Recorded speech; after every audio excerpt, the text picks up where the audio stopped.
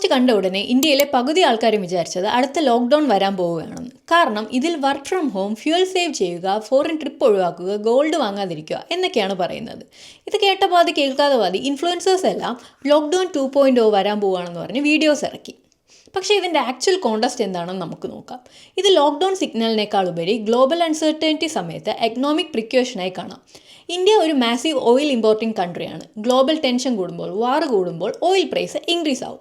ഇതിൻ്റെ ഇമ്പാക്റ്റ് നമ്മുടെ പോക്കറ്റിലും എക്കണോമിയിലും വരും. കാരണം നമ്മൾ പുറത്തു നിന്നാണ് ഓയിൽ വാങ്ങുന്നത്, അതിന് ഡോളേഴ്സ് കൊടുക്കണം. രാജ്യത്തു നിന്ന് ഡോളേഴ്സ് പുറത്തു പോയാൽ ഇന്ത്യൻ റുപ്പീസ് വീക്കാവും. അതുകൊണ്ടാണ് ഗവൺമെൻറ് ഫ്യൂൽ സേവ് ചെയ്യുക, അൺനെസറി ഇമ്പോർട്ട്സ് ഒഴിവാക്കുക, ഫോറിൻ സ്പെൻഡിങ് അവോയ്ഡ് ചെയ്യുക എന്നൊക്കെ പറയുന്നത്. ഇനി ഗോൾഡ് വാങ്ങരുതെന്ന് പറയുന്നത് എന്തുകൊണ്ടാണ്? കാരണം ഇന്ത്യ ലോകത്തിലെ ഏറ്റവും കൂടുതൽ ഗോൾഡ് ഇമ്പോർട്ട് ചെയ്യുന്ന രാജ്യങ്ങളിൽ ഒന്നാണ്. എക്കണോമിക് പ്രഷറുള്ള സമയത്ത് മാസീവ് ഗോൾഡ് ഇമ്പോർട്ട് രാജ്യത്തിന് എക്സ്ട്രാ ബർഡൻ ആകും. ഗവൺമെൻറ് പറയുന്നത് പ്രഷർ വരുന്ന സമയത്ത് എക്കണോമി മാനേജ് ചെയ്യണമെന്നാണ്, അല്ലാണ്ട് എൻഡ് ഈസ് നിയർ എന്നല്ല. സത്യത്തിൽ എക്കണോമിക് കോഷനും ലോക്ക്ഡൗണും തമ്മിൽ നല്ല ഡിഫറൻസ് ഉണ്ട്. അതുകൊണ്ട് കാള പെട്ടെന്ന് കേൾക്കും മുമ്പേ കയറെടുക്കാതിരിക്കുക.